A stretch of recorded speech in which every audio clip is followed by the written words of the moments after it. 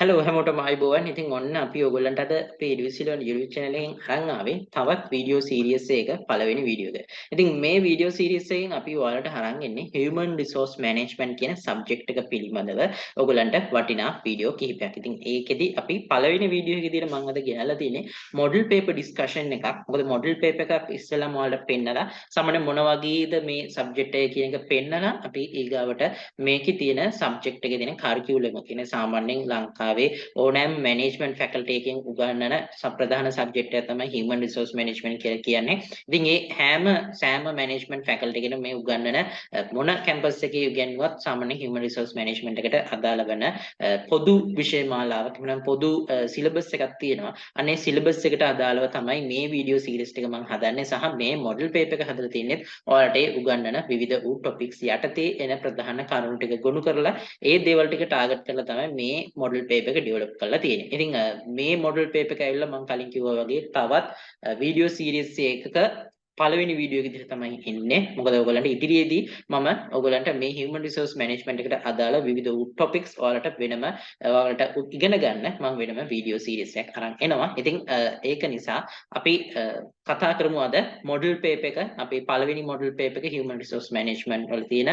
එහෙනම් ඒ වගේම වීඩියෝ එක පටන් ගන්න කලින් මතක් කරනවා තාමත් අපේ ඩිජිටල් YouTube channel එක subscribe කරලා නැත්නම් subscribe කරන්න. ඒ වගේම bell icon එක click කරලා notification on කරගන්න. අපි එහෙනම් ඒ කතාවත් එක්ක වැඩිට පටන් ගමු. එහෙනම් සාමාන්‍යයෙන් ලංකාවේ උගන්වන ඕනම faculty එක කිව්වම දැන් මේ human resource management එක සමහරක් වෙලාවට ඔයගොල්ලන්ට credit කැටගරි දෙකකට එන්න පුළුවන්. ඒ කියන්නේ එක සමහරක් වෙලාවට සමහරක් විශ්වවිද්‍යාවල මේ සබ්ජෙක්ට් එක ඔයාලට ක්‍රෙඩිට් දෙකක් වෙන්නත් පුළුවන්. සමහරක් විශ්වවිද්‍යාවල මේක ඔයගොල්ලන්ට ක්‍රෙඩිට් 3ක කෝස් මොඩියුල් එකක් වෙන්නත් පුළුවන්. ඉතින් කොහොම වුණත් මේ පේපර් එක සාමාන්‍යයෙන් ක්‍රෙඩිට් දෙකක් වුණොත් එහෙම ඔයාලට පැය දෙකකුත් ඒ වගේම ක්‍රෙඩිට් 3ක් වුණොත් එහෙම පැය 3ක වගේ පේපර් එකක් තමයි ඔයාලට සෙට් වෙන්නේ. එතකොට ඒ වගේම ඔයාලට සමහරක් වෙලාවට ප්‍රශ්න 4ක් ලියලන්නත් පුළුවන්. එහෙම නැත්නම් ප්‍රශ්න 5ක් ලියන්න ඔයාලට පේපර් එක සෙට් වෙන්න පුළුවන්. කියන ප්‍රශ්න 4ක් කිව්වොත් එහෙම ලකුණු 25ක් වගේම ප්‍රශ්න 5ක් කිව්වොත් එහෙම ලකුණු 20ක questions තමයි ඔයගොල්ලන්ට එන්නේ. එතකොට දැන් අපි එහෙනම් කතා කරමු වැඩි මේ පේපර් එකෙන් කොහොමද හැදෙන්නේ කියන එක. ඉතින් මේ පේපර් එකත් හදලා තියෙන ලකුණු 20 ගානේ එන විදිහට තමයි එක question එකේ main question එකකින්. ඒ වගේම සාමාන්‍යයෙන් overall ඔයගොල්ලන්ට structure ගැන කිව්වොත් එහෙම මම structure එකත් එක්කම යන්නම් මේ එකකින් ප්‍රශ්න ගැන කතා කරන්න. ඉතින් පළවෙනි question එකෙන් සාමාන්‍යයෙන් අහන්නේ human resource management වල introduction එක ඊට පස්සේ human resource වල තියෙන special මොන හරි qualities characteristics ඊට පස්සේ human resource management functions ඔන්න ඔයගේ දේවල් එක්ක තමයි ඔයගොල්ලන්ට පළවෙනි question එක ගොඩක් වෙලාවට develop වෙන්න පුළුවන්. ඉතින් ඒ වගේම තමයි මේ question එකෙත් ඔන්න ඔය විදිහටම මගේ පළවෙනි question එකේ first part එකේ අහලා තියෙන්නේ describe what human resource management is and explain how it relates to management process in an organization. Human resource management කියන්නේ මොකක්ද සහ human resource management කොහොමද organization එකකට තියෙන අනිත් management process වලට relate වෙන්නේ කොහොමද කියන එක තමයි මේ question එකෙන් අහලා තියෙන්නේ. ඉතින් මේක ලකුණු 4ක question එකක්. ඉතින් ලකුණු 4ක question එකක් උනාට මම ලොකු answer එකක් මෙතන develop කරලා තියෙනවා. ටිකක් ලොකු answer එකක්. නමුත් ඔයාලට මෙච්චර ලොකුට මේ answer එක ලියන්න ඕනේ නැහැ. මම මෙච්චර ලොකුට answer එක develop කරන්න හේතුව තමයි ඔයාලට සාමාන්‍යයෙන් මේක අපි ඉගෙන ගැනීම සඳහා පාවිච්චි කරන model paper discussion එකක්. ඉතින් අන්න ඒකින්ද මම ලොකු answer එකක් හදලා තියෙනවා. හොඳයි එහෙනම් අපි answer එක බලමු. Human resource management or HRM is strategic and systematic approach to managing an organization's most valuable assets, its human resource or employees. It encompasses various activities and functions that aim to maximize the effectiveness and productivity of the workforce while ensuring their well-being and job satisfaction. Here's a breakdown of how HRM relates to the management process in an organization. First one is planning, then recruitment and selection, training and development, performance management, compensation and benefits, employee retention, compliance, strategic management. එතකොට මේකේ මේ තියෙන human resource management functions. එතකොට මේ functions කොහොමද organization එකේ අනිත් process එක relate වෙන්නේ කොහොමද? එහෙනම් align වෙන්නේ කොහොමද? බලමු planning ගත්තොත් එහෙම. HRM plays a crucial role in planning phase by aligning the organization's human resources with its strategic goals. HR professionals work with top management to determine the human resource needs such as staffing levels, skill requirements, and succession planning. Recruitment and selection. HRM is responsible for attracting, selecting, and hiring qualified individuals who fit the organization's culture and job requirements. This ensures that the right people are in the right positions. Then training and development. HRM is responsible for identifying training needs and designing programs to enhance employee skills and knowledge. This contributes to employee growth and improved performance. Then performance management. HRM establishes performance appraisal systems and processes that evaluate employee performance and provide feedback for improvement. It also helps in setting performance goals and objectives. The compensation and benefits. HRM designs and manages compensation package, including salaries, bonuses, and benefits to attract and retain top talent and motivate employees. Employee relations. HRM fosters positive employee relations by addressing workplace issues, conflicts, and grievances. It promotes a healthy and collaborative work environment. Then compliance. HRM ensures that the organization complies with labor laws, regulations, and employment standards. This includes handling matters related to labor unions, equal employment opportunity, and workplace safety. Strategic management. HRM aligns human resource strategies with the overall business strategy. It helps identify critical workforce needs for future growth and ensures the organization has the right talent in place to make those needs. In summary, HRM is an integral part of management process in an organization because it focuses on managing the workforce, which is essential for achieving organizational goals. It ensures that the right people are in the right roles, that they are motivated and developed, and that the organization remains compliant with relevant laws and regulations. Ultimately, effective HRM contributes to the success and sustainability of the organization. හරි ඊගාව question එකෙන් ඔන්න අපෙන් අහලා තියෙනවා identify at least two uniqueness of compare HR compared to other resources in an organization. ඒකට මේකෙන් අහලා තියෙන්නේ මේ HR එහෙම නැත්නම් human resource කියන එකේ තියෙන විශේෂතා මොනවාද කියන එක. නැත්නම් ඒකේ uniqueness එක වෙනත් resources එක ගත්තාම ඇයි මේක වෙනස් වෙන්නේ කියන එක තමයි අහලා තියෙන්නේ. එතකොට මේක නම් ලොකු answer එකක් develop කරලා තියෙනවා. නමුත් මෙච්චර ලොකු answer එකක් ඕනේ නැහැ. ඔයාලා සාමාන්‍යයෙන් මේකේ මේ human මේ තියෙන්නේ මේ unique characteristics දෙකක්. එතකොට මේ characteristics දෙකේ මෙන්න මේ පළවෙනි එකට නම් මේ පළවෙනි වාක්‍ය ලියුවොත් ඇති. දෙවෙනි එකට මේ පළවෙනි වාක්‍ය සහ දෙවෙනි වාක්‍ය වගේ ලියාගත්තා නම් ඔයාලට සම්පූර්ණ ලකුණු ගන්න පුළුවන්. හරි. ආන්සර් එක ඩිස්කස් කරමු. Human resource in an organization possesses several unique characteristics that distinguish them from other resources. Here are two key aspects of HR's uniqueness. First one is human element.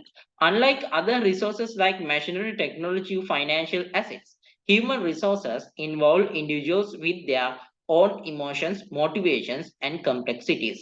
Each employee is unique and HR must address their individual needs and concerns. Managing people requires a deep understanding of human behavior and psychology, making HR management distinct from managing other resources. Second one, adaptability and creativity. Human resources have the ability to adapt, learn, and innovate.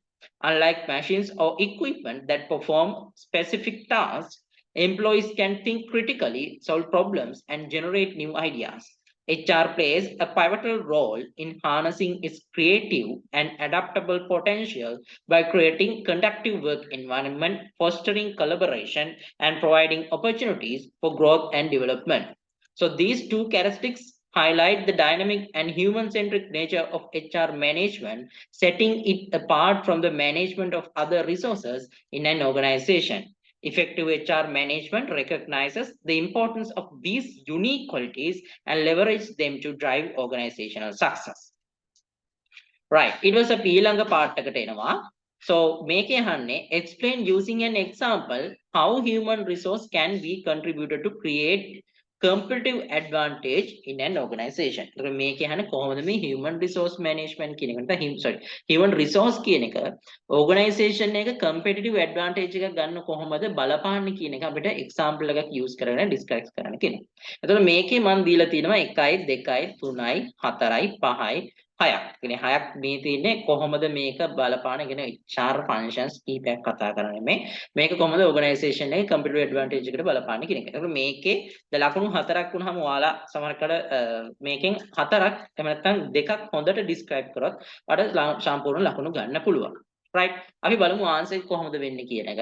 Human resource or HR can significantly contribute to creating competitive advantage in an organization through various strategic initiatives and practices. One powerful way HR can achieve this is by building high performance, motivated, and skilled workforce. So let's explore this with an example. Example, Company X and its employee development program. Company X කියන එක employee development program එක ගැන තමයි කතා කරන්නේ example එක විදියට. So Company X operates in a highly competitive industry where innovation and product quality are key factors for success. To gain a competitive advantage, Company X HR department implements an employee development program aimed at enhancing the skills and knowledge of its workforce. First on training and skill enhancement. HR identifies the specific skills and competencies required for employees to excel in their roles and contribute to the company's innovation efforts.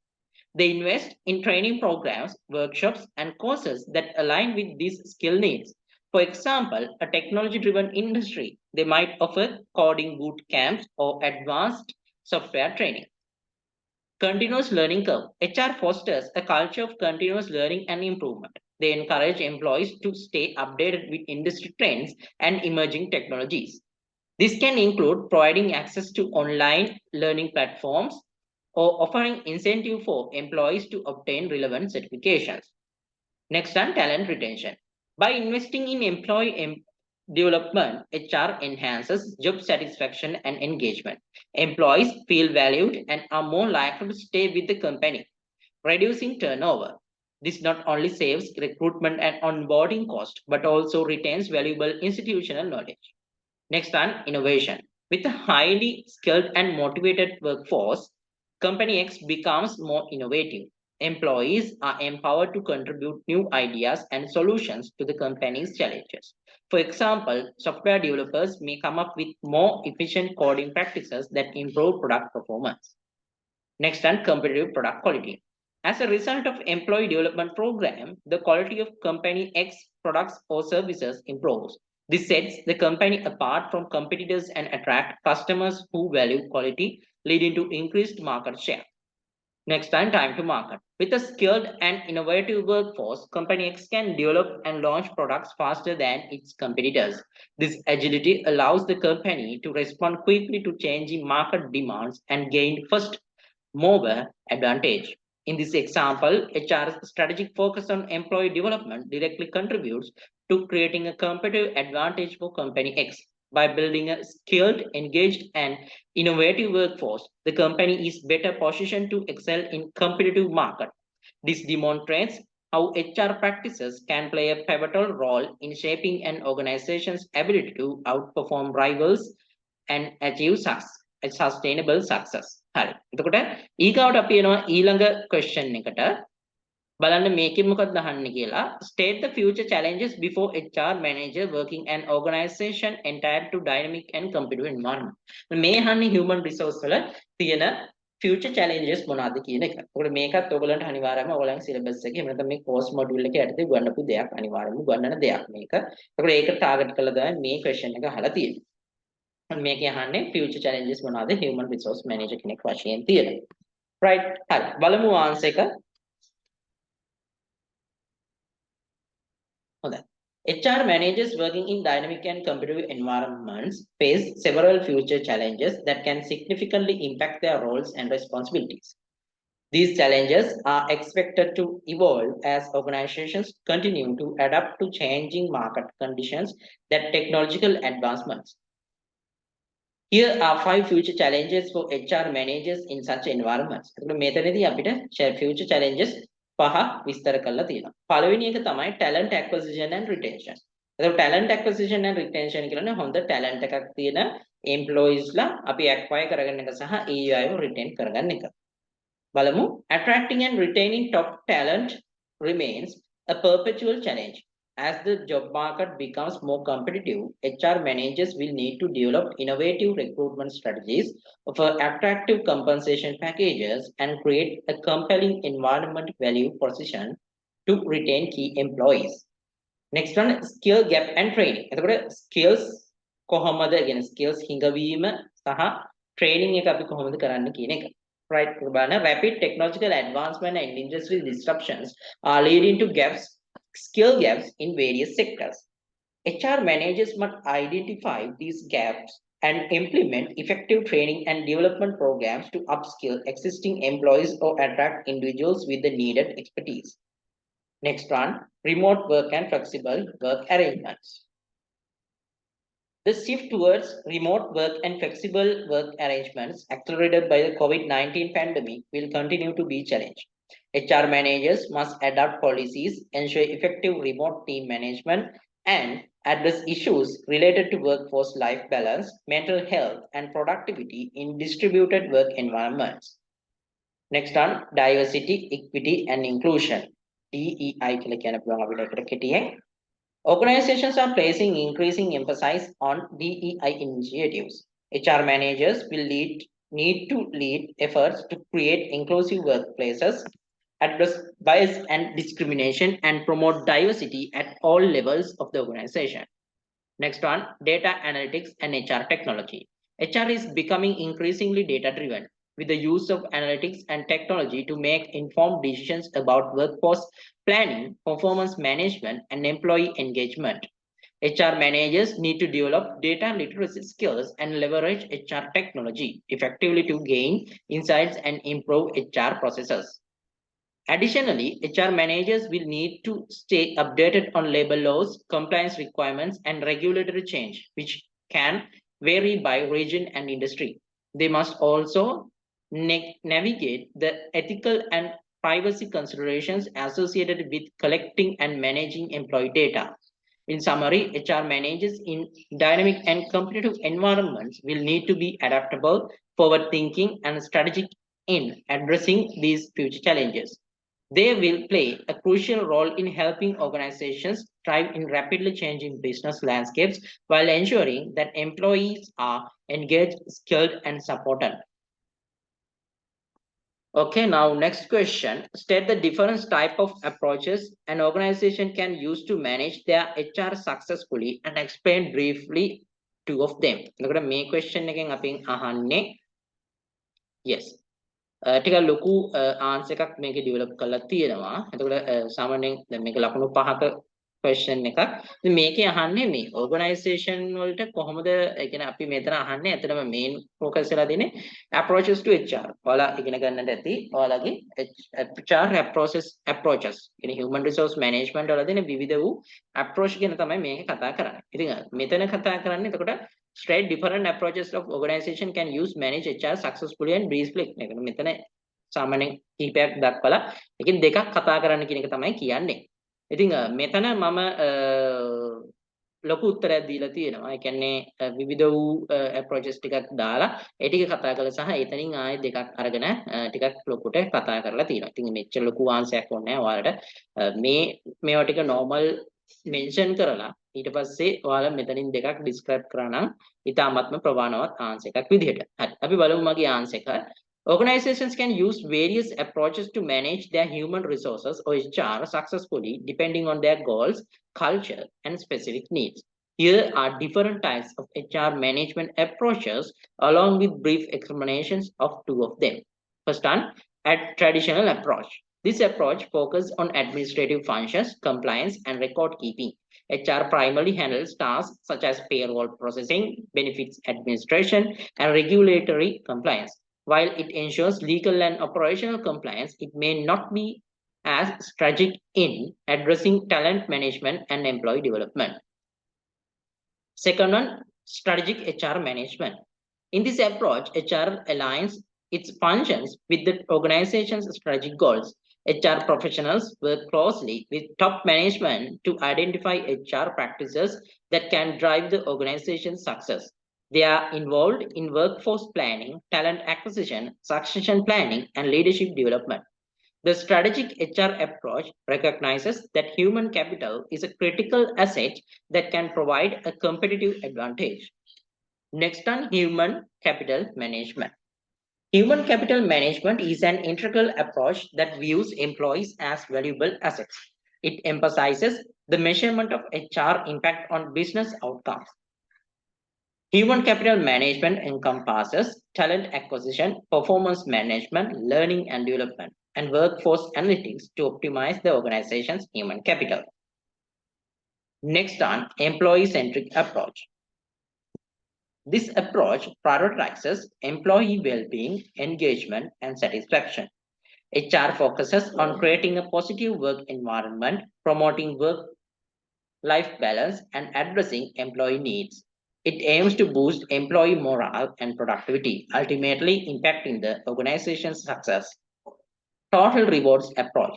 This approach looks beyond monetary compensation and includes non-monetary rewards such as benefits, recognition, and career development opportunities. HR designs comprehensive rewards package to attract, retain, and motivate employees effectively. Then agile HR. Borrowing from agile project management principles, this approach emphasizes flexibility and adaptability. HR practices are designed to respond quickly to changing business needs and market conditions. Agile HR is particularly valuable in fast-paced and innovative industries. Employee relations approach. This approach focuses on maintaining positive relationships between employees and management. HR plays a key role in conflict resolution, employee engagement, and promoting a harmonious work environment. Technology-driven HR.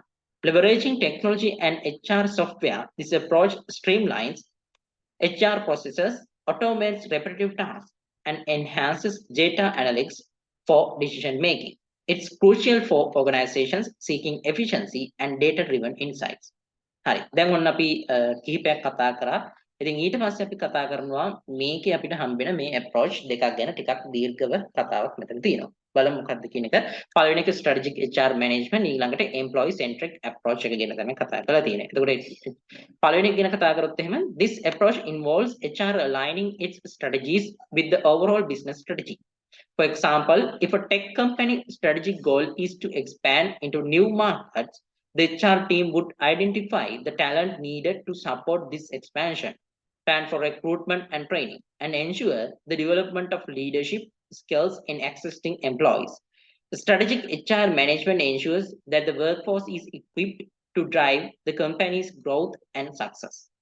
Next on employee-centric approach. In this approach, HR places a strong emphasis on employee well-being and satisfaction. For instance, a company following this approach might offer flexible work arrangements, wellness programs, and opportunities for skill development. The goal is to create a workplace where employees feel valued and motivated, leading to higher retention rates, increased productivity, and improved overall company performance. Right. ඊගාවට අපි යනවා ඊළඟ question එකට. Question number 2. මේක 20 marks question එකක්. ඉතින් අපි ඉස්සෙල්ලාම අපි ඊට කලින් කතා කරමු අපි මොනවාද මේ පළවෙනි question එකෙන් කතා කරේ කියන. ඉතින් පළවෙනි question එකෙන් අපි ගොඩක් කතා කරේ කලින් කිව්වා වගේම HR වල තියෙන පළවෙනිම ටික introduction to HR management. ඒකට මේකදී අපි කතා කරනවා human resource එක ගැන. ඊට පස්සේ human resource management කියන්නේ මොකක්ද? ඒකේ තියෙන විවිධ වූ functions ගැන අපි කතා කරනවා කෙටියෙන්. ඊගාවට human resource වලදී අපිට තියෙන challenges මොනවාද කියන එක කතා කරනවා. ඊට පස්සේ approaches to human resource management වගේ දේවල් තමයි අපි පළවෙනි question එකෙන් කතා කරේ. ඉතින් ගොඩක් වෙලාවට ඔයාලගේ එන paper එකෙත් ඔයගොල්ලෝගේ semester end paper එකෙදී මේ වගේ structure එකක් තමයි ගොඩක් වෙලාවට ඔයාලගෙන් අහන්නේ. ඊට පස්සේ අපි ඉතින් ඊළඟ question එකට යනවා discuss කරන්න. Question number 2 බලමු පළවෙනි question එකේ මොනවද අහලා තියෙන්නේ කියලා. Explain what is job and differentiate job from job design. ඉතින් මේක තමයි පළවෙනිම සාමාන්‍යයෙන් අපි කියන්නේ දැන් අපි HR ඉගෙන ගත්තට පස්සේ ඊට පස්සේ HR මේකක functions ගැන කතා කරද්දී අපිට හම්බ වෙන පළවෙනි function එකක් නැත්නම් මීට කලින් තියෙන අපිට HR planning. ඒකට HR planning එක තමයි මේකේ එන්නේ. මේ පාඩමේ HR planning එක තමයි මේ කොටස් ටික develop වෙලා තියෙන්නේ. ඉතින් මේකේ අහන්නේ job එක සහ job designing කියන්නේ මොකක්ද? ඒ කියන්නේ ඔයාලා දන්නවා job designing එක තමයි මේ question එක හැදිලා තියෙන්නේ.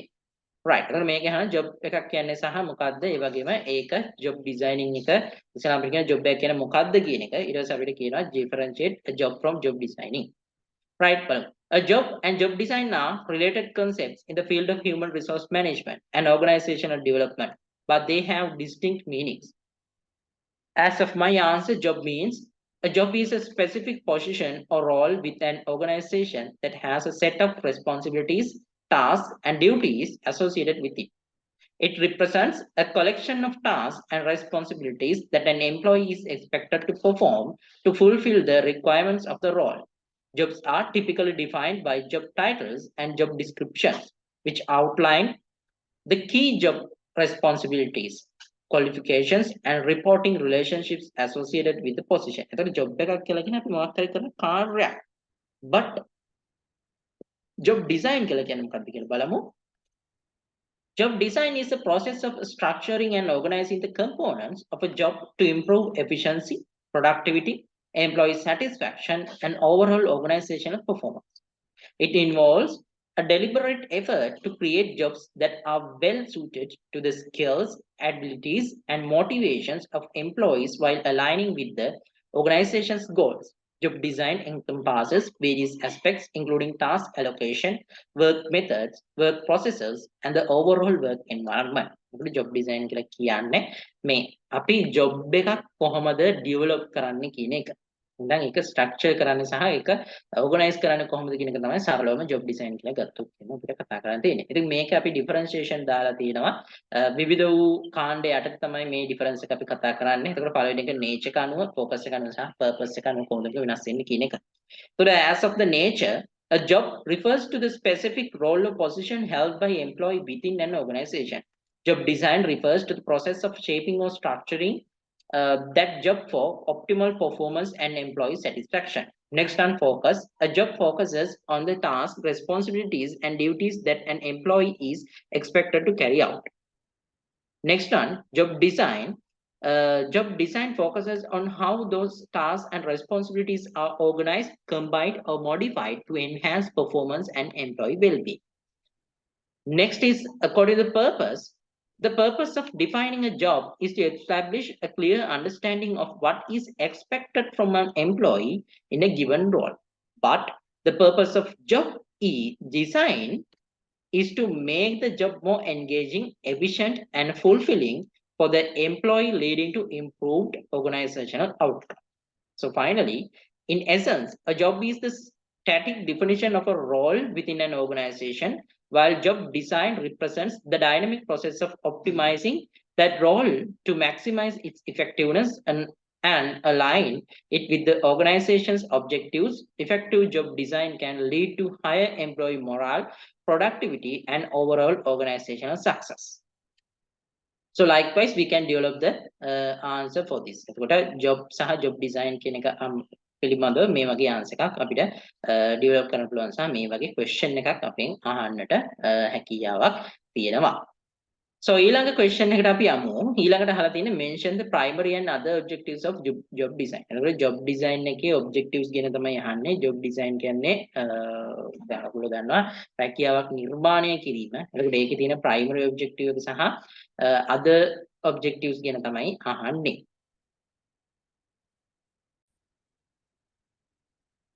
Okay, so as of my answer, the primary objective of job design, the primary objective of job design is to optimize and enhance the structure and content of jobs within an organization to achieve the following goals. First one is efficiency. Job design aims to improve the efficiency of work process by organizing tasks and responsibilities in a logical and effective manner. This can lead to reduced operational cost, increased productivity, and faster task completion. This is the primary objective of job design. Then, other objectives of the job design, in addition to the primary objective of efficiency, job design may also pursue the following secondary objectives, which they are employee satisfaction, safety and health, skill utilization, flexibility, teamwork and collaboration, career advancement, employee empowerment, organizational performance. Right? Okay. Employee satisfaction. Job design seeks to create jobs that are fulfilling and satisfying for employees. By aligning job tasks with employee skills and interest, it can enhance job satisfaction, engagement, and motivation. Safety and health. Ensuring that jobs are designed with consideration for employee safety and health is another important objective. Job design should minimize physical and psychological stressors, reduce workplace hazards, and promote employee well-being. Skill utilization. Job design aims to make the most effective use of employee skills and capabilities. It strives to match employees with tasks that leverage their strengths and allow them to grow professionally. Flexibility. In a rapidly changing business environment, job design may also aim to create flexible jobs that can adapt to evolving needs and technologies. This can enhance an organization's agility and ability to respond to market changes. Teamwork and collaboration. Job design may encourage collaboration and teamwork by structuring jobs that require employees to work together on independent tasks. This fosters a sense of cooperation and collective achievement. Career advancement. Some job designs may incorporate opportunities for skill development and career progression. This can motivate employees to stay with the organization and work toward their long-term career goals. Employee empowerment. Job design can empower employees by giving them more autonomy and decision-making authority within their roles. This can lead to increased job ownership and accountability. Organizational performance. Ultimately, job design should contribute to improved organizational performance, including increased profitability, customer satisfaction, and competitiveness. Job design is a multi-phased process that strives to balance these various objectives to create jobs that are not only efficient but also rewarding and sustainable for employees and beneficial for the organization as a whole. So let's move to the next question. Briefly describe 6 steps in job analysis. දැන් අපිට කියනවා job analysis එක ගැන තමයි දැන් අහන්නේ. එතකොට job analysis එකේදී තියෙන steps ටික තමයි කතා කරන්න කියන්නේ. So these are the steps typically in job analysis. බලමු. Determine the purpose and conduct job analysis. ඊට පස්සේ අපි identify the jobs to be analyzed, then review relevant background data, then plan and execute the job analysis project. Write the job description and job specifications. Finally, periodic review. Steps describe කරනවා නම් first one, determine the purpose of conducting job analysis. මේ අපි ඒ job analysis එක කරන්න කියන එකේ purpose එක determine කරගන්න ඕන. The first step involves defining the objectives and reasons for conducting the job analysis. This may include updating job descriptions, aligning job roles with organizational goals, or evaluating compensation structure. Next one is identifying the jobs to be analyzed. HR professionals select the specific jobs or positions within the organization that will be the focus of the analysis. This step helps in clarifying which roles need to be examined.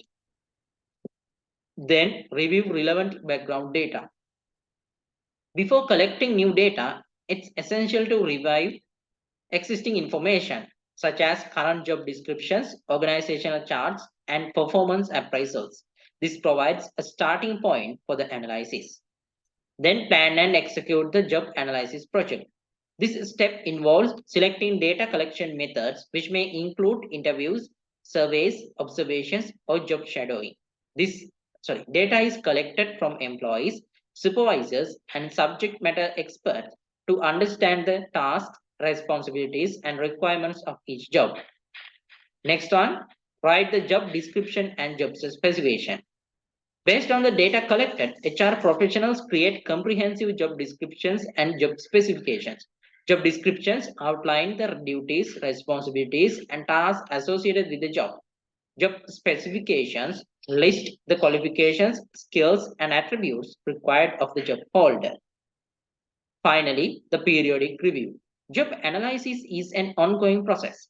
To ensure that job information remains up to date and relevant, organizations should establish a system for periodically reviewing and updating job descriptions and specifications. This step helps adapt to change in job roles or organizational needs. Okay, let's move to the next question. Describe the two job designing techniques with its significance. එතකොට job design කරන techniques ගැන අහන්නේ. ඒකට ඔයාලා දන්න දැන් මේ අපි අහගෙන යන්නේ job designing ගැන තමයි. ඒ කියන්නේ job design කිව්වම job analysis, ඊට පස්සේ job description අන්න ඒ වගේ දේවල් තමයි මේකෙදී අපි කතා කරන්නේ. මේ question එකකින් අපි මේ overall question එකකින් අහන්නේ. ඉතින් ඊළඟ part එකෙන් අපි අහන්නේ job design කරන දින techniques ගැන අහන්නේ සහ ඒ technique දෙකක් අපිට කතා කරලා ඒ දෙකේ තියෙන වැදගත්කම එහෙම නැත්නම් significance එක තමයි කතා කරන්න කියන්නේ. Right? Okay. Job design techniques involve the process of structuring and organizing jobs within an organization to optimize efficiency, productivity, and employee satisfaction. Here are two common job design techniques and their significance. First one, job enrichment. The description of the enrichment is a technique that involves redesigning jobs to make them more challenging, engaging, and fulfilling for employees. It aims to increase the depth of a job by giving employees more control, autonomy, and opportunities for skill development. The significance include employee motivation, skill development, reduced turnover, higher productivity, and innovation. Right. Employee motivation, මෙතන මේ අපි significance කතා කරන එක කාණ්ඩයටදී පළවෙනි එක employee motivation. Job enrichment can significantly boost employee motivation and job satisfaction. When employees have more control over their work and can see the impact of their efforts, they tend to be more engaged and committed to their roles. Then skill development. This technique provides opportunities for employees to develop new skills and capabilities. As they take on more responsibilities and challenges, they can grow professionally, which benefits both the individual and the organization. They reduce turnover. Jobs that are enriched are often more rewarding, reducing the likelihood of employee turnover. Employees are less likely to leave the job they find engaging and meaningful. Higher productivity. Engaged and motivated employees tend to be more productive. Job enrichment can lead to improved job performance and efficiency. Then innovation. When employees are given more autonomy and responsibilities, they may contribute more innovative ideas and solutions to the organization, driving creativity and problem solving.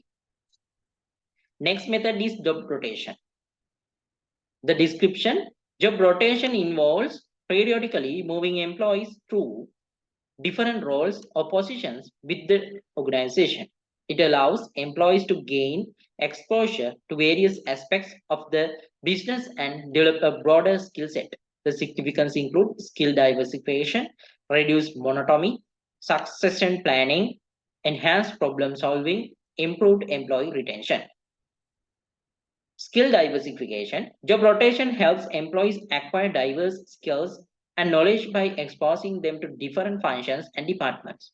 This can enhance their adaptability and make them more valuable assets to the organization. Reduce monotony. Employees may become bored or disengaged when performing the task repetitively. Job rotation mitigates monotony by introducing variety into their work, keeping them more engaged and satisfied. Succession planning. Job rotation can identify and prepare employees for leadership positions within the organization. It helps in grooming talent and ensures a pool of well-rounded candidates for key roles. Enhanced problem solving. Employees who have experience in multiple roles often excel at problem solving. They can draw on their diverse experiences to address complex challenges and make informed decisions. Then improved employee retention. By offering opportunities for growth and skill development, job rotation can increase employee retention.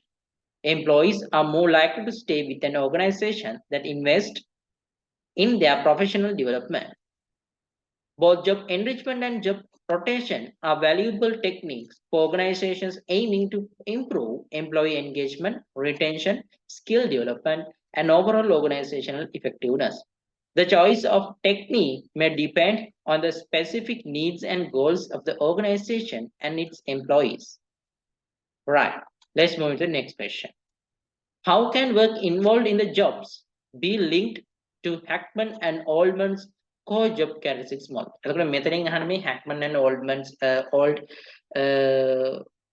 core job characteristic model එක ගැන කතා කරන්නේ. එතකොට සාමාන්‍යයෙන් job එකක තියෙන characteristic එහෙම නැත්නම් job එක කොහොමද මේ Hackman and Oldham job characteristic model එකට දාන්නේ කියන එක තමයි මේකෙන් අහන්නේ. ඉතින් ඒකට ඒකට අනුව තමයි මේක සමහරවිට ඔයගොල්ලන්ට මේ මුල් එක සමහරවිට උගන්වන්න නැති වෙන්නත් පුළුවන් ඔයගොල්ලන්ගේ සිලබස් එකේ. but අපි example එකක් මෙතන example දෙකක් එක්ක තමයි මේක කතා කරලා තියෙන්නේ. මේකත් ඔයාලට සමහරවිට ගොඩක් වෙලාට උගන්වන දෙයක්. ඉතින් ඒකත් අපි බලමු. Hackman and Oldham's core job characteristic model is a framework used to assess and design jobs in way that enhances employee motivation and job satisfaction. The model consists of 5 core job characteristics, and it suggests that jobs that possess these characteristics are more likely to lead to positive outcomes for employees. These core characteristics are skill variety, task identity, task significance, autonomy, and feedback. Skill variety, the degree to which a job requires employees to use a variety of different skills and abilities. Then task identity, the extent to which a job allows employees to complete a whole and identifiable piece of work from start to finish. Then task significance, the degree to which a job has a substantial impact on the lives of others or the organization as a whole. Autonomy, the level of independence and control employees have over their work, including decision making and task scheduling.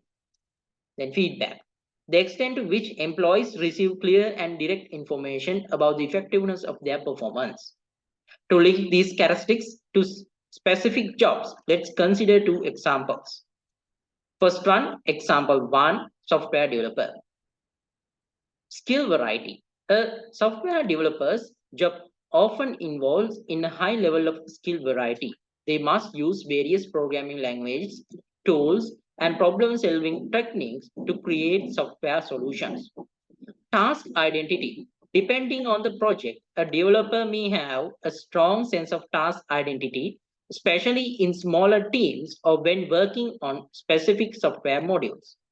They can see the entire development process from coding to testing. Task significance. The significance of a software developer's job can vary.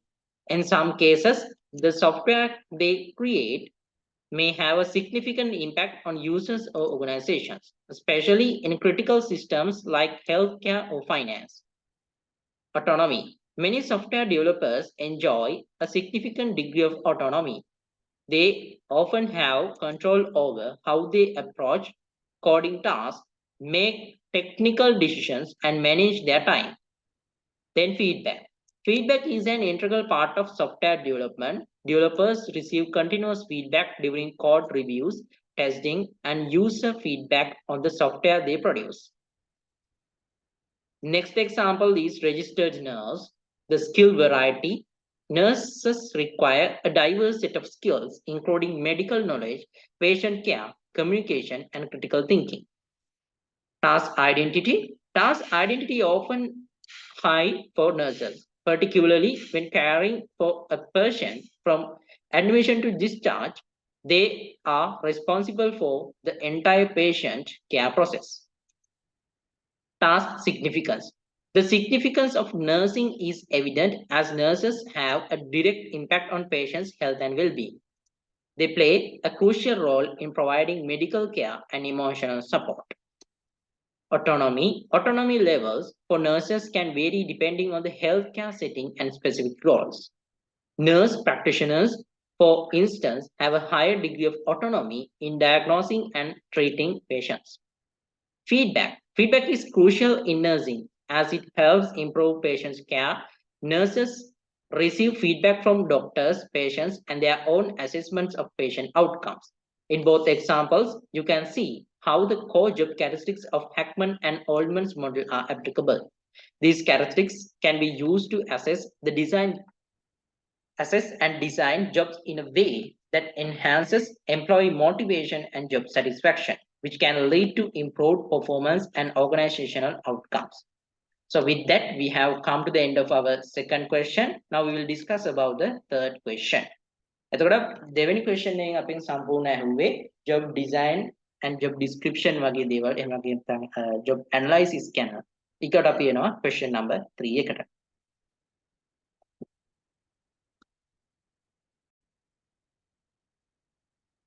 Right. So according to question number 3 first part අපිට ඉස්සෙල්ලාම කරන්න තියෙන්නේ මේ HR planning ගැන තමයි මේකේ අහන්නේ. එතකොට මේකේ අහලා තියෙන්නේ as a question explain the significance of HR plan for an organization operating in the hospitality industry. එතකොට hospitality industry එකකේ තියෙන organization එකට මේ HR planning කියන එක කොහොමද වැදගත් වෙන්නේ කියන එක. එතකොට මේකේ මම යම් කිසි පොඩි මේ ඉන්ඩස්ට්‍රි එකත් එක්ක ඒ කියන්නේ අපි හොස්පිටල් ඉන්ඩස්ට්‍රි එකත් එක්ක තියෙන පොඩි කැරක්ටරිස්ටික් ටිකක් එක්ක අපි මේ HR planning එක කොහොමද වැදගත් වෙන්නේ කියන එක මේකේ කතා කරලා තියෙන්නේ. ඉතින් ඔයාලටත් මේ වගේ ආන්සර් එකක් මේ වගේ දෙයක් අහුවොත් එහෙම ඔයාලට බිල්ඩ් අප් කරගන්න පුළුවන්. එතකොට ඒ කියන්නේ HR planning එක ඇයි වැදගත් වෙන්නේ? ගොඩක් වෙලාවට අනිවාර්යෙන්ම අහන ප්‍රශ්නයක් මේක human resource management subject එකේදී මේ HR planning කියන එක ඇයි වැදගත් වෙන්නේ කියන එක. right එතකොට ඒක ඉන්ඩස්ට්‍රි එකක් එක්ක මෙහෙම දාලා අහන්නත් පුළුවන් නැත්නම් normal ඔයගොල්ලෙන් අහන්නලා දෙන්නත් පුළුවන්. එතකොට ඔයගොල්ලන්ට ඒකට ආන්සර් එක බිල්ඩ් අප් කරද්දී මේ වගේ ඉන්ඩස්ට්‍රි එකකට එක්සැම්පල් එකක් විදිහට ඔයාලට ආන්සර් එක බිල්ඩ් අප් කරන්න පුළුවන්. right okay we'll see the answer. Human resource planning is of great significance for organizations operating in the hospitality industry, which includes hotels, restaurants, resorts, and other service-oriented businesses. The hospitality industry relies heavily on its workforce to deliver high-quality services to guests and customers. Here are several key reasons why HR planning is crucial in this industry. First one, labor-intensive industry. The hospitality industry is labor-intensive, meaning that a significant portion of operational cost is associated with staffing. Effective HR planning helps in optimizing labor cost by ensuring that the right number of employees with the necessary skills are available to meet demand while avoiding overstaffing. Seasonal and cyclical demand. Many hospitality businesses experience seasonal and cyclical fluctuations in demand. HR planning allows organizations to anticipate these fluctuations and adjust their workforce accordingly. For example, hotels may need more staffing during peak tourist seasons and fewer during off-peak periods. Guest experience and service quality. High quality service is paramount in the hospitality industry. HR planning ensures that there are enough well-trained and skilled employees to provide exceptional service. This positively impacts guest satisfaction, repeat business, and positive word of mouth marketing. Talent recruitment and retention. Effective HR planning involves identifying talent gaps and developing strategies to attract, hire, and retain skilled employees. In the hospitality industry, where competition for top talent can be fierce, having a well thought out recruitment and retention plan is crucial for success. Compliance and regulation. The hospitality industry is subject to various labor laws, health and safety regulations, and employment standards.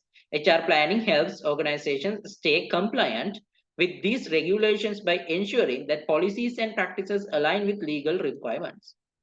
HR and development. HR planning identifies the training and development needs of employees in an industry where employee skills and product knowledge directly impact customer satisfaction. Investing in training program is essential. HR planning ensures that employees receive the necessary training to excel in their roles. Succession planning. In hospitality, there is often a need for rapid response to unexpected vacancies, such as those caused by turnover or sudden increases in demand. HR planning involves succession planning, ensuring that there are employees ready to step into key positions when needed, preventing disruptions in service delivery.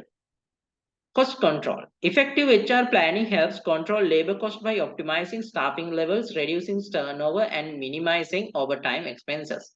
It ensures that labor budgets are in line with revenue projections. Adaptation to trends. The hospitality industry is dynamic and constantly evolving.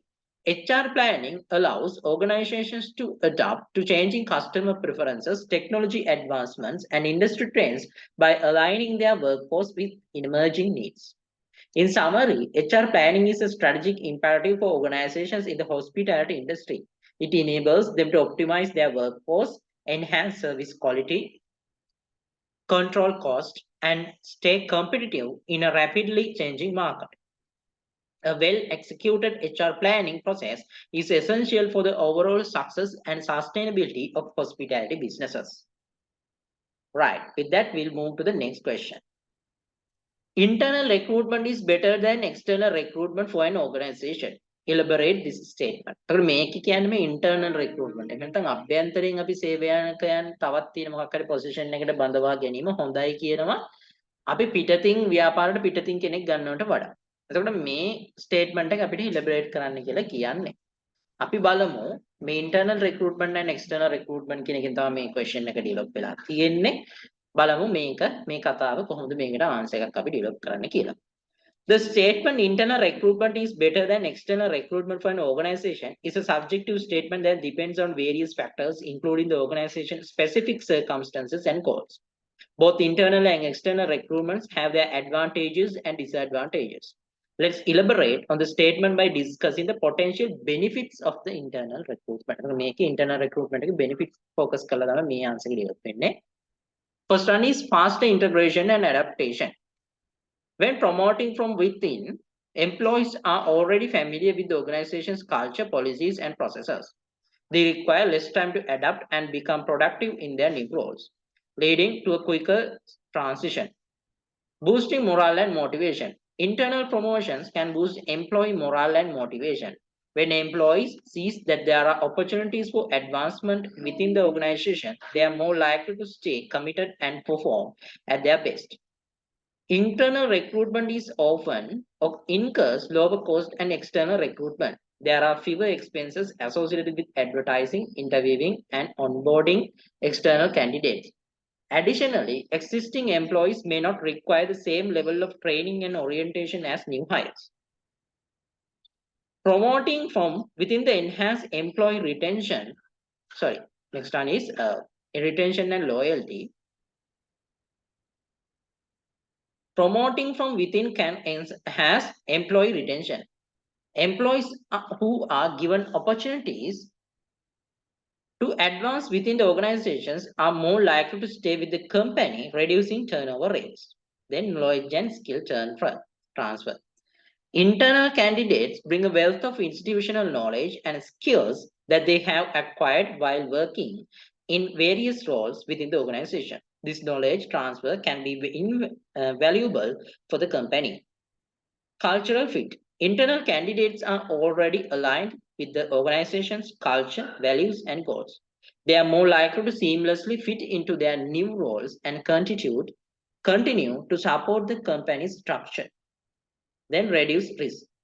Since internal candidates are known entities with track of record in the organization, there is often less uncertainty about their abilities and performance compared to external candidates. Then succession planning. Effective internal recruitment is a key component of succession planning. It ensures that there is a pipeline of talent ready to fill critical roles when they become vacant due to retirement, promotion, or other reasons. While internal recruitment offers these advantages, it is essential to recognize that may not always be the best choice.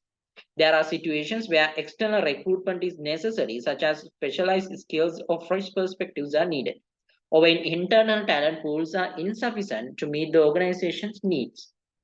Ultimately, the decision between internal and external recruitment should be based on the specific requirements of the job, the available talent pool, and the organization's strategic goals. In practice, a balanced approach that combines both internal and external recruitment can often yield the best result by leveraging the strengths of both methods. Right. So with that, we'll move to the next part of this question. What do you mean by recruitment yield pyramid?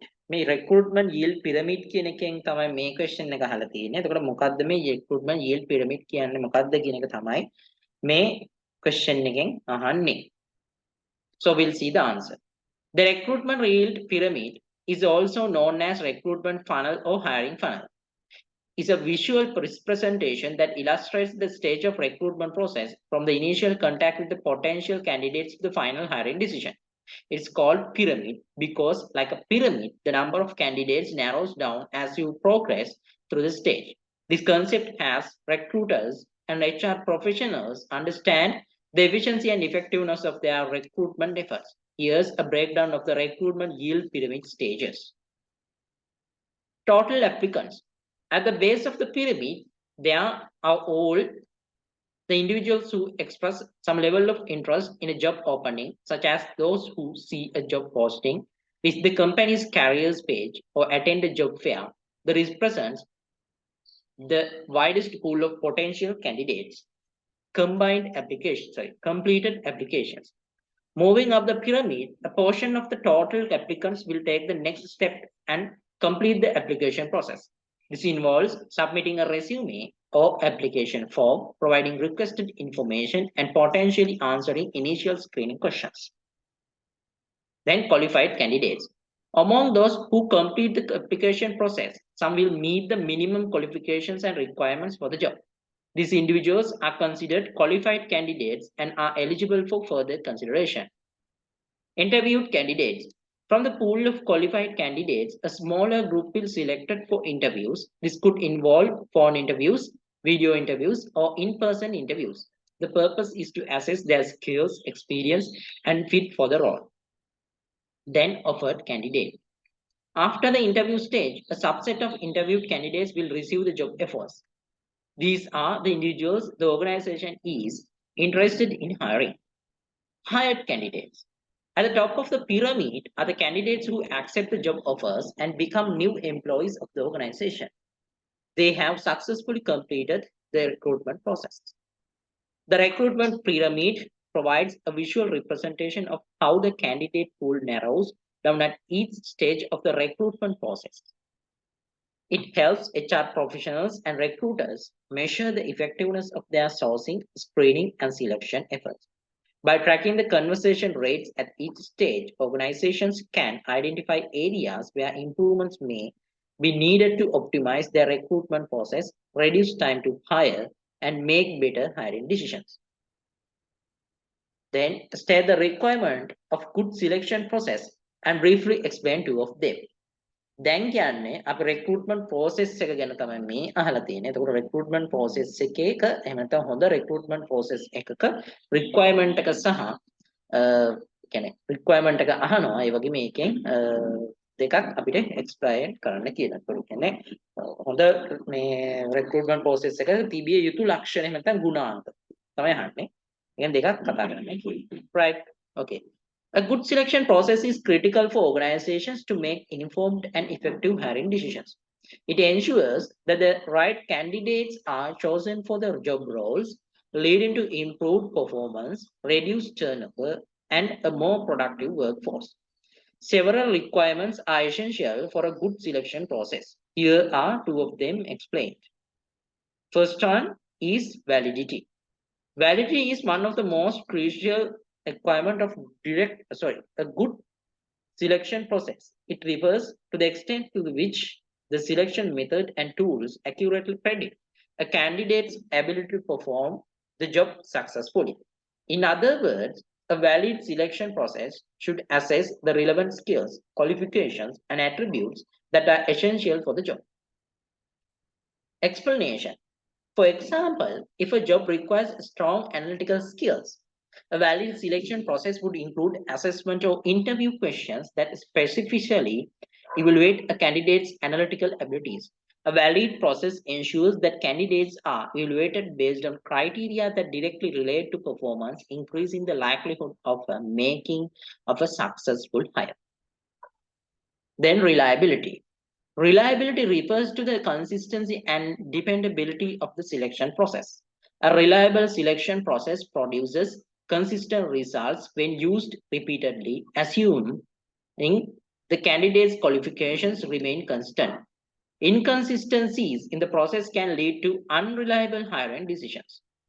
Explanation. Let's say an organization uses a standardized interview format where multiple interviewers assess candidates based on the same set of structured questions. If the interviewers' ratings of candidates' responses consistently align with each other, it indicates a reliable process. A reliable selection process helps reduce the likelihood of making decisions based on chance or interviewer bias.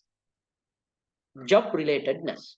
A good selection process should be closely aligned with the specific requirements of the job. It should focus on evaluating the skills, competencies, and qualifications that are directly relevant to the role in the question. Explanation. In a job-related selection process, each assessment or interview question is carefully crafted to assess a candidate's suitability for the particular job. For instance, if the job requires strong project management skills, the selection process should include assessments or questions that evaluate a candidate's project management experience and abilities. A job-related process ensures that hiring decisions are based on the specific demands of the role, enhancing the chances of selecting candidates who can perform effectively. A good selection process incorporates these requirements along with other important factors such as legal compliance, fairness, and efficiency. By adhering to these requirements, organizations can increase the likelihood of selecting candidates who are not only qualified for the job but also a good fit for the company culture, leading to long-term success and employee satisfaction. How the employee selection helps to improve the effectiveness of other HR practices in an organization. Employee selection plays a crucial role in improving the effectiveness of other HR practices within an organization. Here's how employee selection can positively impact various HR practices. So, මේ question එකෙන් අහලා තිබ්බේ how the employee selection help to improve the effectiveness of other HR practices. Employee selection එක කොහොමද අනිත් HR practice වලට බලපාන්නේ organization එක තියලා. Right. So answer, employee selection plays a crucial role in improving the effectiveness of other HR practices within an organization. Here's how employee selection can positively impact various HR practices. First on training and development. Effective employee selection ensures that individuals with the right skills, qualification, and potentials are hired for specific roles. When employees are well suited to their positions, training and development programs can be more targeted and efficient. HR can focus on providing relevant training that enhances employees' existing competencies, leading to quicker skill acquisition and improved job performance. Then for the performance management, selecting the right employee is the first step toward achieving high performance within an organization. When employees are carefully matched to their roles, they are more likely to meet or exceed performance expectations. Performance management practices such as goal setting, feedback, and performance appraisals become more effective when employees are aligned with their job responsibilities. Then job engagement. Effective selection processes that assess not only skills but also cultural fit and alignment with the organization value can lead to better employee retention. When employees feel they are good fit for the company and their roles, they are more likely to be engaged and committed. This in turn reduces turnover rates, saving the organization recruitment and onboarding cost. Then compensation benefit.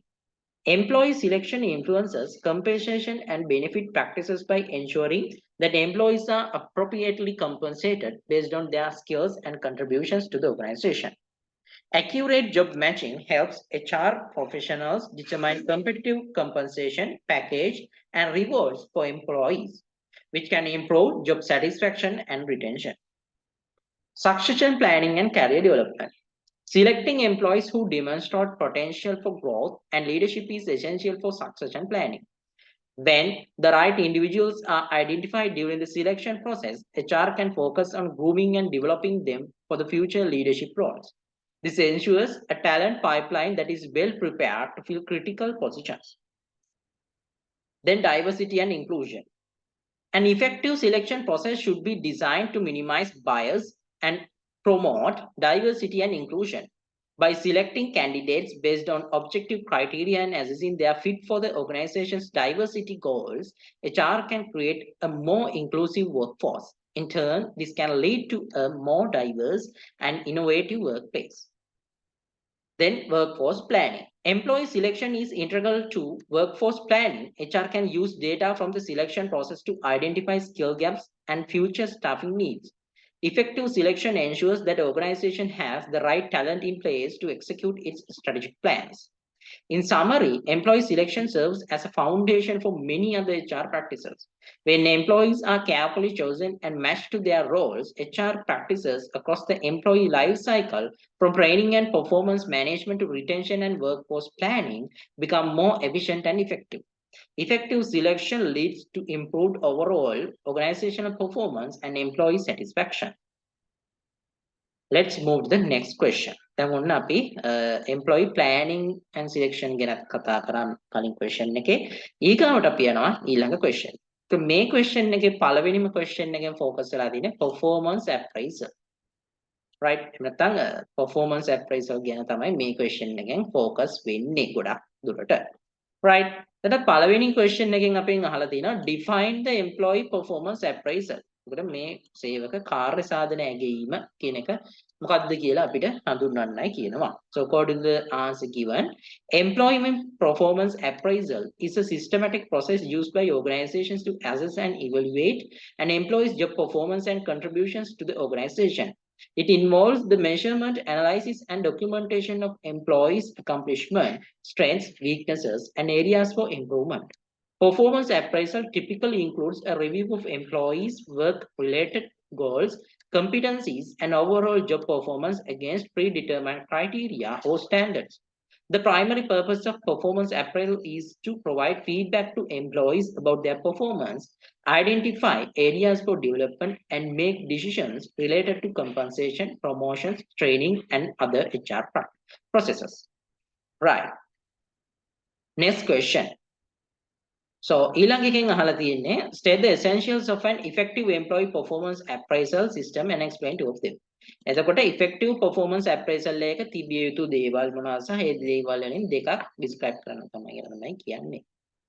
An effective employee performance appraisal should have several essential components that ensure its intended purpose accurately and fairly. Here are two of these essential components explained. මේකේ තියෙන දෙකක් තමයි මේ explain කරලා තියෙන්නේ. ඒ දෙක තමයි පළවෙනි එක clear performance standard and criteria, then regular and timely feedback. Right. පළවෙනි එක clear performance standard and criteria. එතකොට හොඳ performance standard එකක් වගේ මේවට සඳහන් criteria තියෙනවා. Right, explanation and significance දෙකම දාලා තියෙනවා. පළවෙනි explanation, to be effective, a performance appraisal system should establish clear and specific performance standards and criteria against which employees are evaluated. These standards should be communicated to employees in advance, ensuring they understand what is expected of them in terms of job performance, behavior, and results. Next one, its significance. Clear performance standards provide basis for objective evaluation. They enable employees to align their efforts with organizational goals and expectations. When employees know exactly what is expected of them, they are more likely to focus on achieving those standards, leading to improved performance. Then regular and timely feedback. Explanation. An effective performance appraisal system includes regular and timely feedback mechanisms. It's not limited to an annual review. Ongoing feedback and discussions about performance throughout the year are essential. Managers should provide constructive feedback, recognition for achievements, and guidance on areas for improvement. Then regular and timely feedback helps employees understand, it's the significance. Regular and timely feedback helps employees understand their progress, make necessary adjustments, and address performance issues promptly.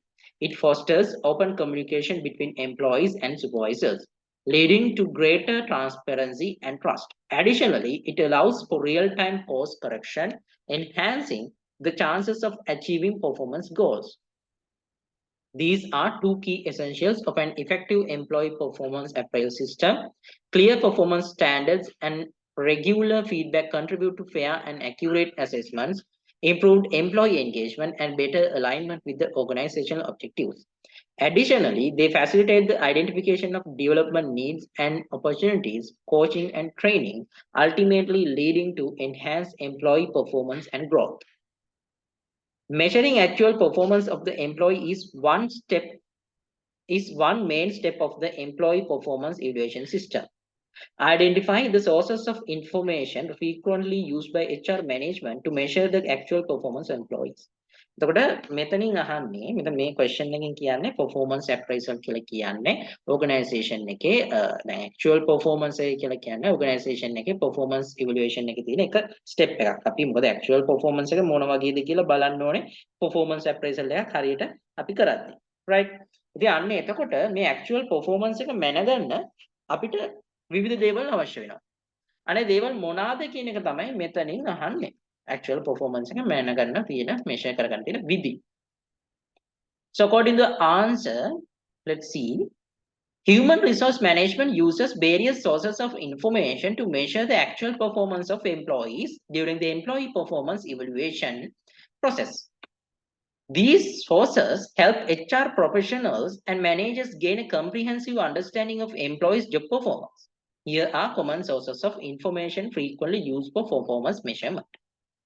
First one, supervisor manager evaluation. Supervisors and managers are typically the primary source of performance feedback. They directly observe an employee's day-to-day work, provide ongoing feedback, and conduct formal performance evaluations. Their assessments cover various aspects of job performance, including job knowledge, skills, work quality, teamwork, and adherence to company policies and procedures. Then self-assessment. Employees are often asked to self-assess their performance. This involves reflecting on their achievements, strengths, and areas for improvement. Self-assessments provide employees with an opportunity to express their perspective on their job performance and career development goals. Then, peer feedback. It is also called 360-degree feedback. Colleagues and peers who work closely with the employees can offer valuable insights into their performance. Peer feedback is especially useful for assessing teamwork, communication skills, and interpersonal relationships. A 360-degree feedback process collects input from supervisors, peers, subordinates, and sometimes external stakeholders. Then customer feedback. In customer-facing roles, feedback from clients, customers, or service recipients can be a valuable source of information. It provides insights into how well employees meet customer needs and satisfaction levels. Customer feedback can be collected through surveys, reviews, and direct communication. Next one is key performance indicators or KPIs and metrics. Some jobs have quantifiable performance metrics and KPIs that are used to measure success. HR management can assess employees' performance by comparing their results against the predetermined metrics. For example, in sales roles, KPIs might include sales revenue, conversion rates, or customer acquisition numbers. Then project and task completion records. Records of completed projects, tasks, or assignments can be used to assess an employee's productivity and quality of work. These records often include timelines, project outcomes, and any deviations from project goals or objectives. Next one, attendance and punctuality records. Attendance and punctuality are essential aspects of job performance. HR may consider an employee's attendance records, including instances of tardiness or absenteeism when evaluating overall performance. Next method is training and development records, the source of information for the actual performance. Employee training and development records can indicate the individual's commitment to improving their skills and knowledge. HR may assess the completion of required training, certifications, and participation in professional development activities. Work samples and portfolios. In creating more technical roles, employees may maintain work samples or portfolios showcasing their accomplishments, projects, or creative work. These materials can provide tangible evidences of their skills and contributions. So these sources of information, when used together, offer a comprehensive view of an employee's actual performance, strength, and areas for improvement. The combination of multiple perspectives and data sources helps ensure a fair and well-rounded evaluation process. Okay, that's the end of that question. Now let's move to the next part. Once a right candidate is placed on the right job, the employee needs to be compensated by management. The compensation should be equivalent to how they are valued, but not how they are paid. Justify the statement using direct compensation and indirect compensation. මේකේ අහන්න පුතේ අපිට compensation management. එහෙම නැත්නම් සේවකයන්ට ප්‍රතිදාන ලබා දීම. නැත්නම් මේ සේවක ගෙවීම් වගේ. ඒ වගේ ඒරියා එකෙන් තමයි මේ question එක අහලා තියෙන්නේ. Right? එතකොට let's see the answer. The statement, once a right candidate is placed in right job, the employee needs to be compensated by management. The compensation should be equivalent to how they are valued, but not how they are paid. Highlights the importance of aligning compensation with the value an employee brings to the organization rather than simply basing in on what they are paid. This concept can be justified by considering both direct and indirect compensation. Let's talk about the direct compensation or the monetary compensation. Direct compensation includes an employee's base salary or wages, bonus, incentives, or other monetary benefits. While it's essential to offer competitive and fair direct compensation to attract and retain talent, it should also reflect the value of an employee adds to the organization. Alignment with value.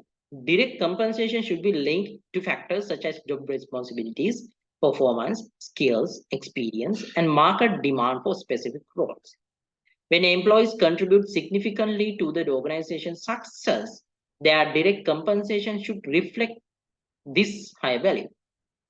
Its justification. For example, a salesperson who consistently exceeds target and brings in substantial revenue for the company should receive a higher commission or bonus that aligns with their exceptional performance and value to the organization. This approach motivates employees to strive for excellence and rewards them for their contributions. Next, indirect compensation or non-monetary compensation. Indirect compensation include non-monetary benefits such as healthcare benefits, retirement times, paid off time, flexible work arrangements, and career development opportunities. These benefits contribute to the overall compensation package and employees' job satisfaction. And the alignment with value, indirect compensation can also be reflection of how employees are valued by the organization, providing a comprehensive benefits package that addresses employees' well-being, work-life balance, and career growth demonstrates the organization's commitment to their long-term success and job satisfaction.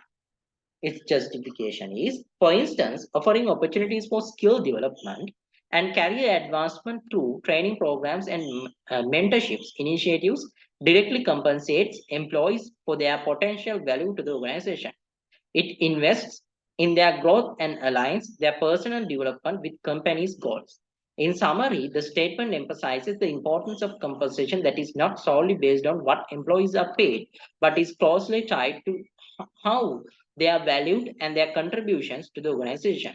By aligning both direct and indirect compensation with an employee's skills, performance, and potential, organizations can create a compensation structure that motivates employees, rewards excellence, and fosters a sense of recognition and appreciation. This approach enhances employee satisfaction, engagement, and long-term commitment to the organization. Let's move to the next question. So from the next question, briefly describe the 7 methods available for managing employee movements for an organization. So employee movements manage කරන්න තියෙන methods මොනවද තමයි මෙතන අහන්නේ. ඒක employee movements සිද්ධ වෙන methods තමයි මෙතන අහන්නේ. ඉතින් ඒ දේවල් ගැන briefly describe කරන්න කියලා කියන්නේ. There are 7, right? So managing employees movement within an organization is crucial aspect of human resource management.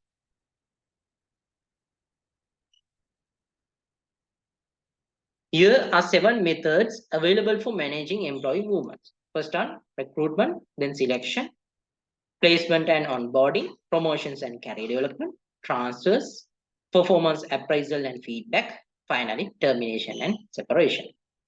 Let's see the first one, recruitment. Recruitment involves attracting and selecting new employees to fill vacant positions within the organization. Effective recruitment ensures that the right talent is brought into the organization to meet its current and future needs. Selection. The selection process involves evaluating candidates to determine their suitability for specific job roles. It includes activities such as screening resumes, conducting interviews, and assessing candidates' skills and qualifications. Then placement and onboarding. After selection, employees need to be placed in their respective roles, and effectively onboarded into the organization. This includes orientation, training, and providing the necessary resources for new employees to succeed in their position. Promotions and career development. Organizations often promote employees based on their performance and potential. Promotions provide opportunities for career advancement and help employees grow within the organization. Transfers. Employee transfers involve moving individuals from one job or department to another within the same organization. Transfers can be lateral or same level or vertical to a different level, and they can be initiated for various reasons such as skill development or filling staffing gaps. Then performance appraisals and feedback. Performance appraisals assess an employee's job performance, strength, and areas for improvement. Regular feedback and performance reviews help employees understand their progress, receive guidance, and set goals for improvement. Termination and separation. Employee movements also include managing the end of the employment relationship. Termination can occur for various reasons, including resignation, retirement, or involuntary separation. Properly managing terminations is crucial to protect both the employee's rights and the organization's interest. These methods collectively support effective talent management, employee development, and workforce optimization. They enable organizations to align their human resources with strategic goals and respond to changing business needs while ensuring fair and equitable treatment of employees throughout their careers within the organization. Okay, so with that, we discussed about the main කතාවෙන් අපි කතා කරා ගොඩක් දුරට අපි කතා කරේ employee movements. It was a විශේෂයෙන්ම employee performance evaluation තමයි අපි ගොඩක් කතා කරේ. ඒ question එකෙන් ඊගාවට මේ question එකට අපි එනවා question number 5, the last question of this model paper. පළවෙනි එකෙන් අහලා තියෙන්නේ occupation health and safety ගැන අහලා තියෙන්නේ. මේකේ තව විශේෂ areas කිහිපයක් මේ question එකේ include වෙලා තියෙනවා. ඉතින් පළවෙනි එකෙන් අහන්නේ health and safety ගැන. එතකොට මේකේ අහන්නේ what is occupational health and safety? Explain using a suitable definition එකක් අරගෙන තමයි අපිට මේක කතා කරන්න තියෙන්නේ. So occupational health and safety අපි මේක abbreviation එක ගත්තොත් එහෙම OHS, often referred to as workplace health and safety. Workplace health and safety can be abbreviated as WHS. Occupational safety and health, or else OSH, is a multidisciplinary field concerned with well-being, health, and safety of employees in the workplace. It encompasses the identification, assessment, prevention, and control of hazards and risks that can lead to workplace injuries, illnesses, or adverse health effects. Occupational health and safety aims to create a safe and healthy work environment for employees while ensuring compliance with legal and regulatory requirements.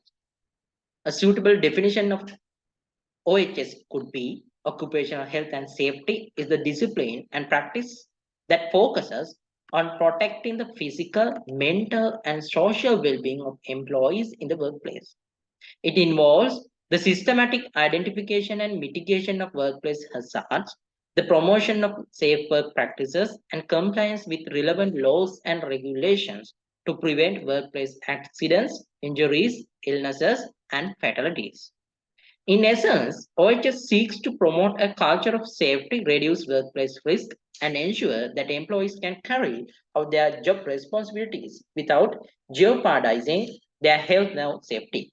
It also involves educating employees about potential workplace hazards, providing necessary training, and implementing safety measures to minimize the likelihood of accidents and incidents.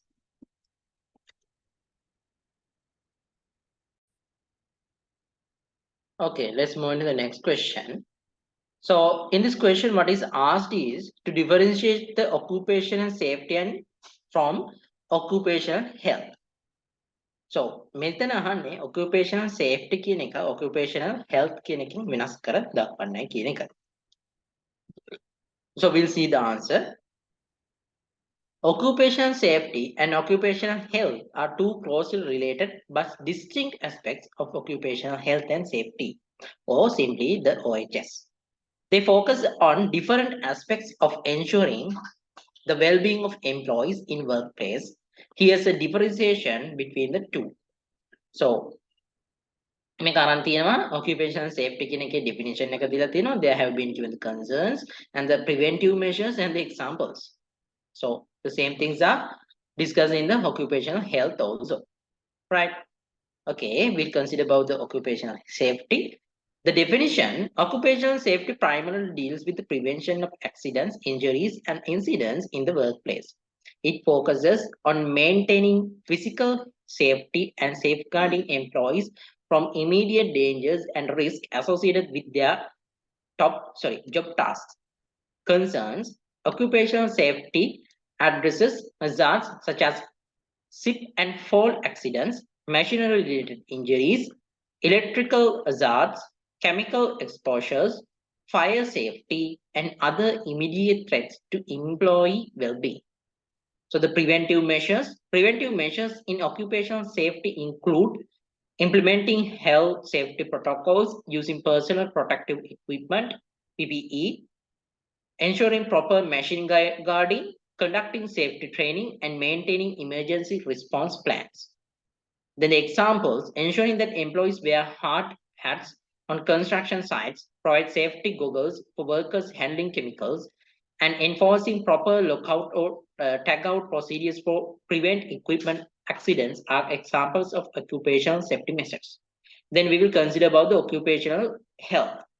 So the definition given here: occupational health focuses on protecting and promoting the overall health and well-being of employees in the workplace, considering both immediate and long-term health effects. It addresses physical, mental, and social health aspects. So the concerns include occupational health encompasses issues like exposure to hazardous substances like chemical, noise, and radiation, ergonomic factors like repetitive strain injuries, musculoskeletal disorders, mental health like stress and burnout, and the impact of work environment on the general health. So the preventive measures in occupational health include health assessment, regular medical checkups, ergonomic assessment and adjustments, mental health support programs, and reducing exposure to harmful substances through ventilation and control measures. Examples include providing ergonomic office furniture to prevent back pain, offering counseling service for employees dealing with work-related stress, and conducting regular health screenings to monitor the effects of workplace exposures are examples of occupational health measures. In a summary, while occupational safety primarily focuses on preventing immediate accidents and injuries, occupational health takes a broader perspective, considering both short-term and long-term health implications of the workplace environment. Both aspects are essential components of OHS, working together to ensure the overall well-being of employees in the workplace. The next question: identify and explain the 5 main causes of occupational accident using appropriate examples from the hotel history. Hotel history එකෙන් අපිට කියනවා මේ hotels වලින් අපිට කියනවා මේ occupational accidents ගැන කියන්නලු. එහෙනම් occupational accident වලින් වෙන්න පුළුවන් දේවල් ගැන තමයි කියන්නේ. Right? Occupational accidents can occur in various industries, including the hotel industry. Here are 5 main causes of occupational accidents in the hotel industry, along with relevant examples.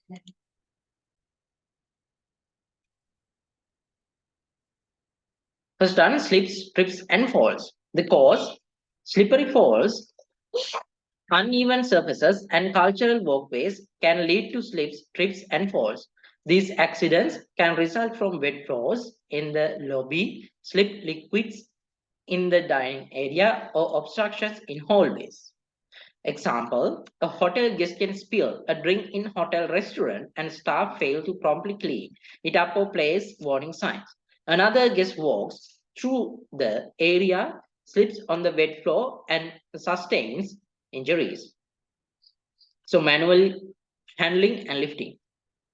Cause hotel employees often engage in manual handling tasks such as lifting heavy luggage, linen, and supplies.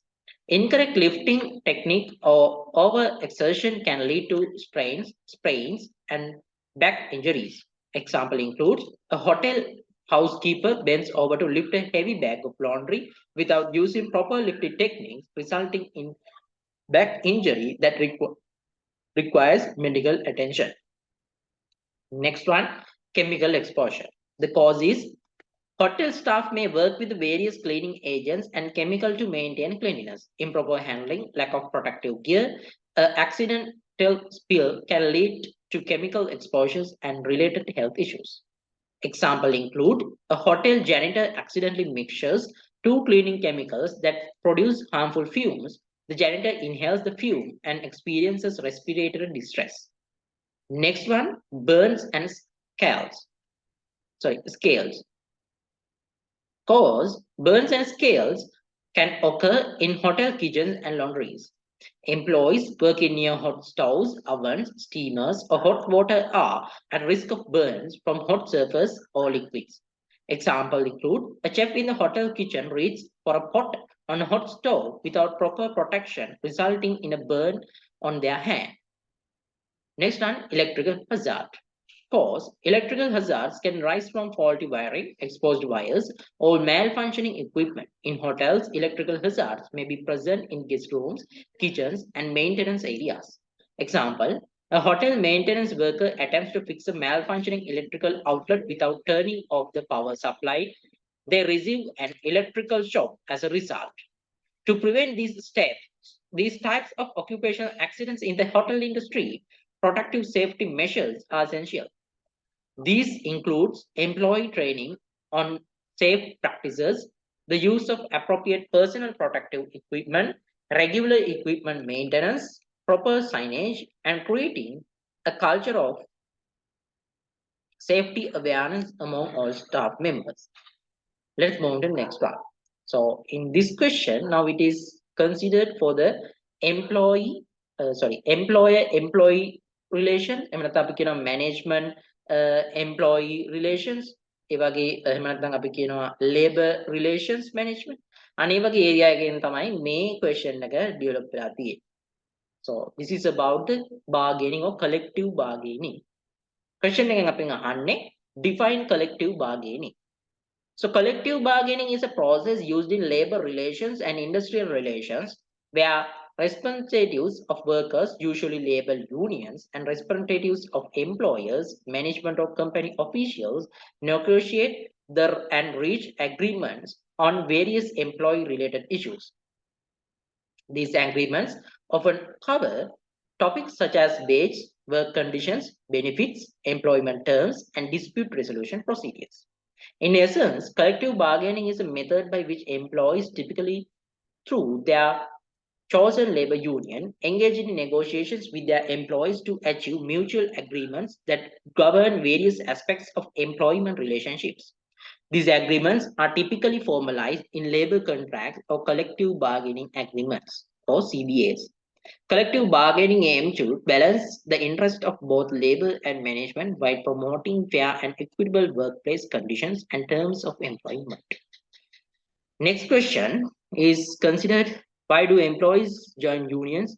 List out 3 advantages and disadvantages of being a union member in an organization. Union member කෙනෙක් වීමෙන් තියෙන advantages මොනවාද, disadvantages මොනවාද කියන එක තමයි අහන්නේ. So let's consider the answer. Employees join unions for various reasons and their motivations can vary depending on individual circumstances and workplace conditions. Here are 3 common disadvantages and advantages of being union member in an organization. First, let's talk about the advantages of being a union member. First one, collective bargaining power. Advantage, union members have a stronger collective voice when negotiating employment terms and conditions with employers. This can lead to better wages, benefits, and improved working conditions for members. The explanation for this, by joining a union, Employees can leverage the power of collective bargaining to negotiate for higher pay, improved benefits package, and fair working hours. Unions often have skilled negotiators who can advocate on behalf of their members effectively. Then, job security and protection. The advantage is unions often provide job security and protection against unfair treatment or wrongful termination. They typically have grievances procedures in place to address workplace issues and members' rights. Explanation of this is union contracts typically include provisions that outline the process for addressing disputes and grievances. This gives members a mechanism to challenge unjust disciplinary actions and ensures that employment decisions are made fairly. The next one, access to benefit and services. The advantage is union members may have access to additional benefits and services such as health insurance, retirement plans, legal assistance, and educational opportunities negotiated as part of their collective bargaining agreements. So the explanation, unions can negotiate favorable benefit packages that might not be available to non-union employees. This can include comprehensive health coverage, retirement plans with employer contributions, and access to training and education programs. Then disadvantage of being a union member. First on union dues, then we have loss of individual negotiation freedom and strikes and work stoppage. First one, union dues. So the disadvantage of this is union members are typically required to pay regular union dues, which are deducted from their paychecks. These dues can reduce take-home pay. The explanation is union dues fund the union's operations, including collective bargaining efforts and providing member services. Some employees may see the deduction of dues as an additional expense. Then next one is loss of individual negotiation freedom. The disadvantage of this is union members may have limited ability to negotiate individual employment terms and conditions since union agreements often indicate these terms collectively. The explanation of this is union contracts typically set standardized terms for all members, which may not accommodate individual preferences or circumstances. Some employees may prefer the flexibility of negotiating their own terms. Then next one is strikes and work stoppage. Disadvantage of this is in certain situations, unions may call for strikes or work stoppage to press for their demands. These actions can lead to lost wage and potential conflicts. The explanation of this includes strikes can disrupt operations, strain labor management relations, and result in financial hardships for both employees and employers. Some union members may be uncomfortable with the prospect of participating in strikes. It's important to note that the advantage and disadvantage of union membership can vary depending on the specific union, industry, and individual preferences. Union membership decisions often depend on an individual assessment of their own needs and the working conditions in their particular workplace. So with that, we have come to the end of discussing this model paper. ඒකත් එක්ක අපි ඇවිල්ලා තියෙනවා අපි මේ model paper එකේ discussion එකේ end එකට. So before winding up, I would like to invite you all to subscribe to our YouTube channel, the EduSilo YouTube channel, and turn on notifications by pressing on the bell icon. Then bell icon එක click කරලා notification on කරගන්න. I think මේ ඇවිල්ලා අපි කතා කරේ human resource management වල පළවෙනි model paper එක. ඉතින් මින් ඉදිරියට ඔයගලන්ට මේ human resource management එකට අදාළ සියලුම topics cover කරනවා. ඒ topics cover කරන videos ඔයගලන්ට බලා ගන්න පුළුවන්. ඉතින් ඔයාලා අපේ EduSilo YouTube channel එක subscribe කරලා bell icon එක click කරලා notification on කරගෙන හිටියනම් upload කරපු ගමන් notification එක ඇවිල්ලා ඔයාලට video එක බලා ගන්න පුළුවන්. එහෙනම් ඔයගලන්ට ඊළඟ video එකකින් හම්බ වෙනකම් ප්‍රාර්ථනා කරනවා ජයග්‍රාහී අනාගතය. ඔයගොල්ලෝ හැමෝටම ස්තුතියි.